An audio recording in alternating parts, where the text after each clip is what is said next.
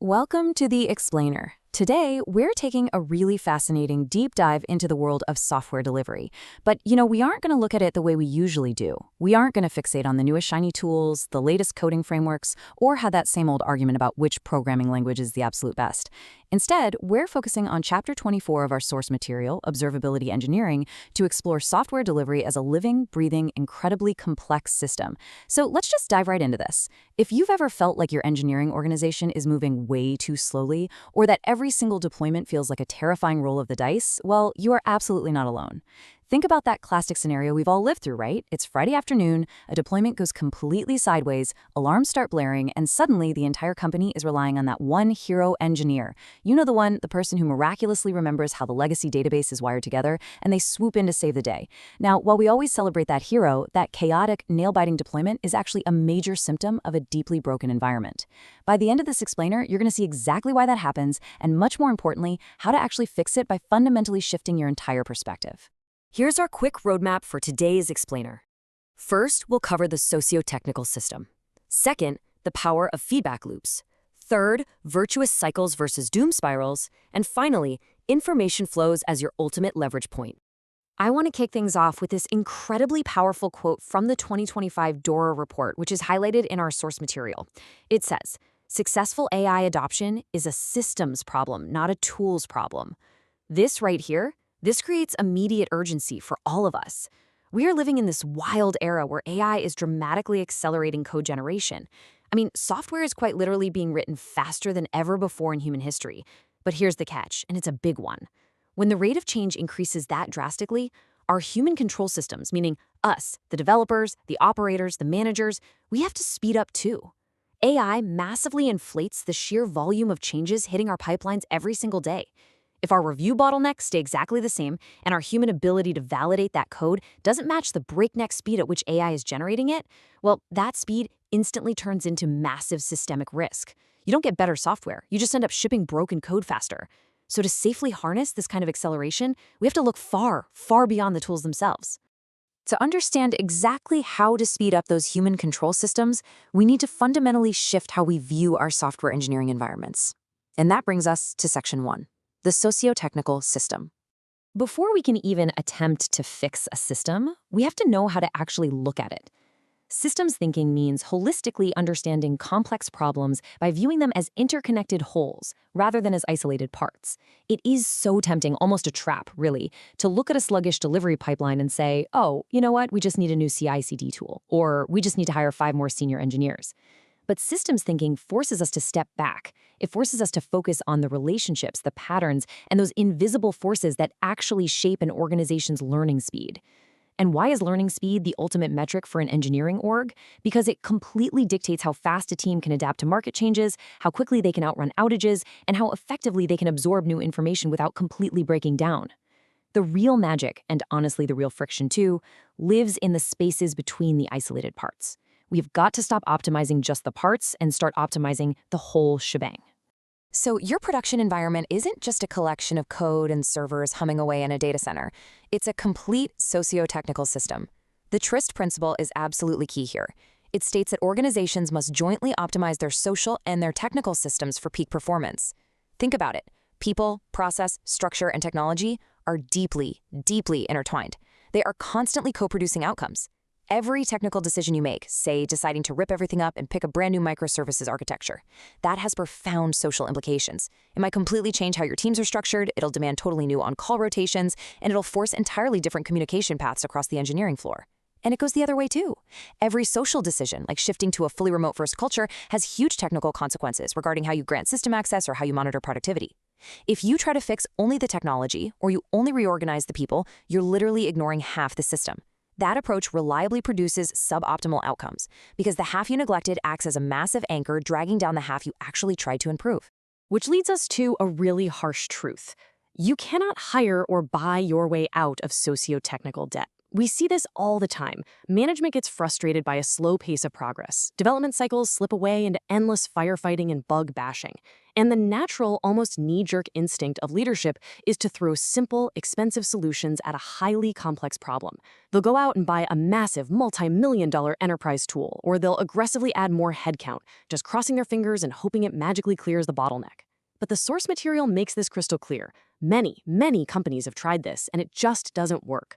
Imagine buying a state-of-the-art observability suite to try and fix a culture that suffers from constant outages. If the organizational culture fundamentally doesn't value shared knowledge, if it constantly blames individuals for failures, or if it naturally silos information, no one is actually going to use that new tool effectively. The system will quickly absorb the shiny new software and completely neutralize its benefits. True, lasting change requires a systemic approach that tackles both the human behaviors and the technical capabilities at the exact same time. Okay, now that we know we're dealing with this highly interconnected socio-technical system, let's zoom in on Section 2. We're going to look at exactly how this complex system moves, learns, and evolves over time through the power of feedback loops. A feedback loop exists anytime actions influence outcomes, and those outcomes, in turn, influence future actions. This right here is the core engine of all software delivery. But I want you to think about the invisible arrows connecting those actions to those outcomes. That is observability. Observability is the vital information flow in this entire engine. It's your code explicitly reporting back from production with critical, real-world information. Without observability, you literally do not have a feedback loop. You just have a chaotic mess of disconnected causes and effects happening all over the place with absolutely no logical link between them. You take an action, something out in the real world happens, but you have no earthly idea if your specific action caused it or if it was just a total coincidence. Observability connects those dots. It completes the circuit so that the system can actually learn from what it's doing. Let's ground this abstract theory in your actual day-to-day reality. Software delivery is built entirely on these everyday feedback loops. Think about deployments. You ship some code, that's the action. The feedback loop immediately asks, what happened? Did it actually work? Think about code review. You write a block of logic, the loop asks, is this safe? Is it maintainable? When an incident occurs, something blows up in production, the loop asks, what broke, why did it break, and what internal assumptions did we hold that turned out to be totally wrong? Even product development is a massive loop. We just spent 3 months building this feature, but are users actually getting any value from it? Every single one of these loops requires sensing, interpretation, and response to function properly. When that sensing is missing or laggy or lossy, your organization adapts in the worst way possible. It slows down. Teams start batching changes together into massive, scary once-a-month releases. They introduce heavyweight, bureaucratic approval boards. But here is the danger of batching changes and adding gatekeepers. It creates a false sense of security while massively increasing your actual deployment risk. You aren't making the system safer at all. You're just delaying the inevitable explosion and making it 100 times harder to figure out which of the 50 batch changes actually caused the fire. So what happens when these feedback loops start gaining momentum? That brings us to Section 3, where we're going to contrast virtuous cycles with doom spirals. Not all feedback loops just peacefully maintain the status quo. Some loops amplify. The source material uses a brilliant snowball metaphor to explain this. Imagine you drop a rock at the very top of a snowy mountain, and gravity pulls it downhill. As it rolls, snow sticks to it, which increases its mass. That extra mass increases its speed, which causes even more snow to stick to it, over and over, until it eventually triggers a massive, unstoppable avalanche. That downhill slope is an amplifying loop. It takes whatever input you feed into it and exponentially makes more of it happen. These amplifying loops are the underlying source of all those crazy nonlinear effects in your organization. They can spiral upward into a massive, highly productive flywheel where you're just effortlessly shipping great features.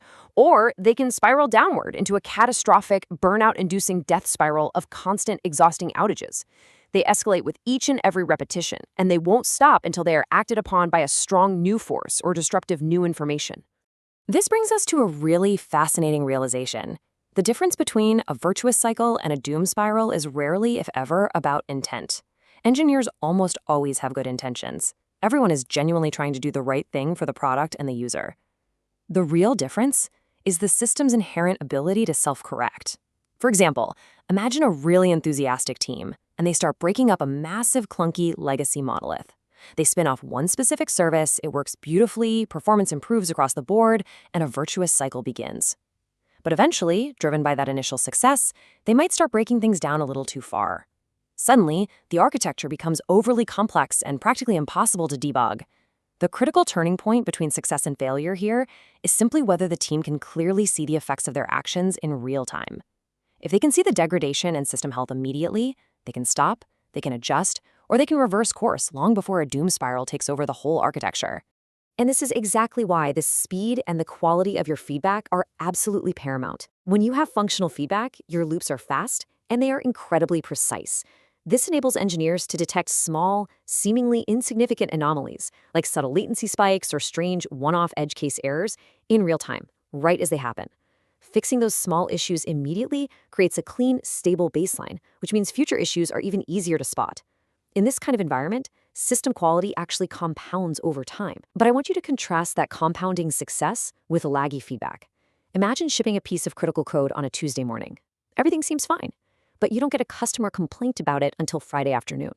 Well, by Friday, your team has shipped 40 other totally unrelated changes. You simply cannot isolate cause and effect anymore. Laggy or partial feedback creates massive systemic distortions. It masks new problems in a sea of background noise. It traps teams in a continuous, exhausting firefighting cycle, where they only ever have the time and energy to address the absolute most catastrophic failures. And meanwhile, all those small anomalies, they're left to slowly rot the system from the inside out.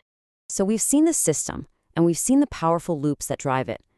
Now we arrive at our final section to reveal the exact mechanism we can use to fix these broken systems and deliberately accelerate our learning. Let's look at information flows as leverage. Let's tie all of this together into an actionable strategy using Don Alamedo's famous hierarchy of intervention points in complex systems. If you want to change a complex system, doing surface-level tweaks, like shifting quarterly budgets around, writing up brand new policy documents, or constantly rearranging the org chart, those are incredibly weak interventions. They almost never move the needle. To create lasting, structural change, you have to apply force at points of true leverage. Notice how setting overarching system goals and enabling self-organization offer extremely high leverage. But here's the catch. They strictly require high-quality signals to even function. You absolutely cannot self-organize if you're flying blind. Therefore, the most practical, highly impactful intervention point consistently available to engineering teams is number 4, information flows. Missing, delayed, or fundamentally flawed information flows are among the most common sources of deep dysfunction in any complex system. By deliberately changing who has access to information and radically improving the quality of that information, you can fundamentally alter the system's entire behavior. When we talk about software delivery, observability is that crucial information flow. It acts as the absolute supreme leverage point. Think back to the TRIS principle and that interconnected socio-technical system we talked about earlier. You simply cannot micromanage a complex system into perfection. There are just way too many moving parts. But when you provide timely, precise, and relevant observability, you create a psychological environment where engineers can easily and safely find answers. You are basically lowering the cost of curiosity. For example, instead of waiting hours for a custom dashboard to finally load or having to beg a database administrator to run a specific query for you, an engineer can query a high cardinality dataset in seconds to instantly validate a hunch about a weird spike in latency. And because it's so fast and so easy, engineers naturally ask more questions. Their mental models of the system drastically improve and institutional expertise compounds over time. This high-quality information flow enables profound self-awareness in individual humans and robust self-governance in teams. They naturally start producing the right socio-technical behaviors without needing any constant top-down oversight. Which leaves us with this final critical question to ask ourselves as we wrap up today. Can your system see clearly enough to correct itself? Remember, as AI aggressively speeds up the rate at which we produce and deploy code, our organizations are only going to survive if our internal learning and feedback loops are just as fast.